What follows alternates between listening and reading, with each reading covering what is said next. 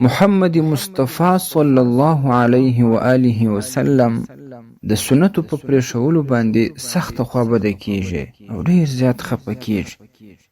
د ځکه چې دا یو عقیدوي مسله ده چې نبی علیه الصلاة والسلام د خپل امتیانو په اعمالو باندې خبرېږي او دا اعمال ورته وړاندې کیږي. د میرزا قتیل په واقعه کې دا راځي، ډیرو کتابونو نقل کړې ده چې میرزا قتیل دا د هندوستان په دهلی کې یو مشهور شاعر و. د محمد عربي صلی الله علیه و آله وسلم په شان او صفت کې ډیرې اوږدې قصیدې او شعرونه جوړ کړي وو. د دغه شعرونه په ایران کې یو چاته ورسېدل، نو هغه د دې شعرونو څخه ډیر زیات متاثر شو او په زړه کې د میرزا قتیل سره د لیدلو او ملاقات شوق را پیدا شو. ځکه د دوی خدا ګمانو چې دا میرزا قتیل به څومره لوی عالم وي او څومره بزرګ انسان به وي چې د محمد مصطفی صلی الله علیه وسلم په شان او صفت کې داسې ښایسته اشعار ویلي. نو د ایران څخه د میرزا قتیل د لیدلو دپاره را روان سو. کله چې هندوستان دهلی ته راورسېدی، نو په پوښتنه باندې د میرزا قتیل کور پیدا کړي. پوښتنه یې وکړل، د کور والا ورته وویله چې هغه د کوره وتلی دی، په کور کې نسته.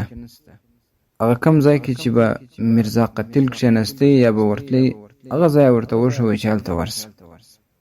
دا د ایران مسافر پسې روان سو. اوس میرزا قتیل پیدا کوي چې ګوري میرزا قتیل چا ورته وښوی چې هغه په سلماني کې ناست دی او ژره خري.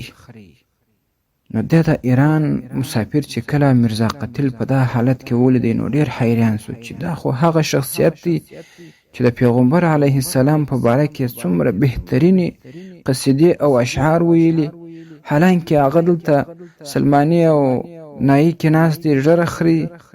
نو بیا دا الفاظ تر خولې ووتل، هغه ریش مې تراشي، صاحب ته ژره خري دا ولي؟ نو هغه په جواب کې ورته وویل چې ریش را مې تراشم، ولی دلی کسې نه مې خراشم. ژره خریم، لیکن د چا زړه نه زخمي کوم، چا د تکلیف نه ورکوم. د شاعر مقصد دا و چې ژره خریل به دونه ګناه نه وي، خو د مسلمان زړه ازارول، مسلمان ته تکلیف ورکول او خوابدي کول دا غټه ګناه ده. نو دا د ایران څخه چې کوم څوک پسې راغلی و، هغه په جواب کې ورته ویل چې آری دل رسول الله را می خراشي. دا خو صحیح ده چې د مسلمان زړه زخمي کول او مسلمان ته ازار ورکول خو سخته ګناه ده، خو لیکن د سنتو په پرېښولو سره ته د رسول الله صلی الله علیه وسلم مبارک زړه زخمي کوي. خبره چې په دې باندې د رسول الله صلی الله علیه وسلم زړه څونه ازاریږي. نو بیا چې کله دا خبره د شاعر واورېدله، نو ډېر غټ اثر یې ورباندې وکړي. بعضې روایاتو کې راځي چې داسې متاثره سو چې د بېهوشۍ حالت ورباندې رالی. چې کله د بېهوشۍ د حالت او کیفیت را جوړ سو، په هوش کې رالی، نو بیا یې د ژره خریلو څخه کلکه توبه وایستل او دا د ایران مسافر ته یې وویل جزاک الله که چشم باز کردی، ما را با جان جان همراز کردی. الله تعالی دې تا ته خیر درکړي چې تا زما سترګې خلاصې کړې او تا زما رابطه زما د محبوب محمد مصطفی صلی الله علیه و آله وسلم سره را جوړه کړل. نو په سنتو پرېښولو باندې محمد مصطفی صلی الله علیه وسلم سخت خوابده کیږي، سخت زړه ازاریږي.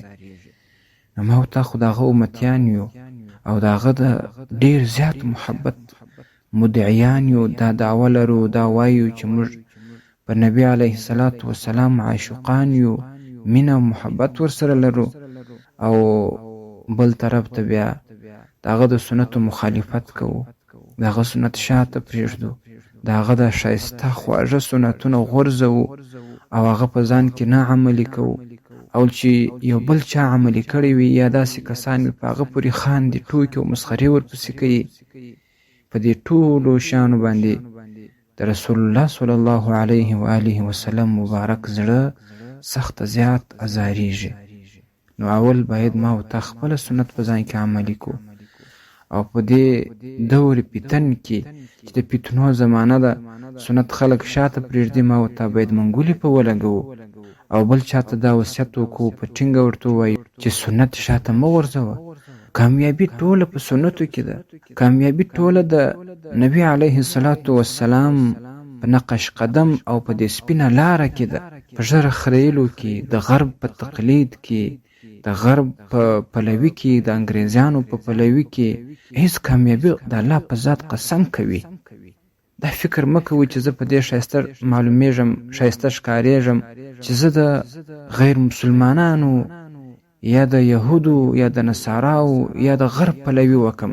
د الله په ذات قسم چې په سنتو باندې انسان داسې شیرین، خوږ او ښایسته معلومیږي چې دغه ښایست بیا په یوه بل شي کې نسته.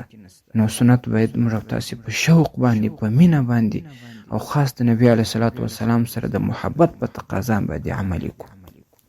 درنو اوریدونکو، تاسو د مفتي حکیم الله صابر الحنفي صاحب و اصلاحي بیان ته غوږ واست چې د معارف الاسلام ادارې لخوا نشر سو.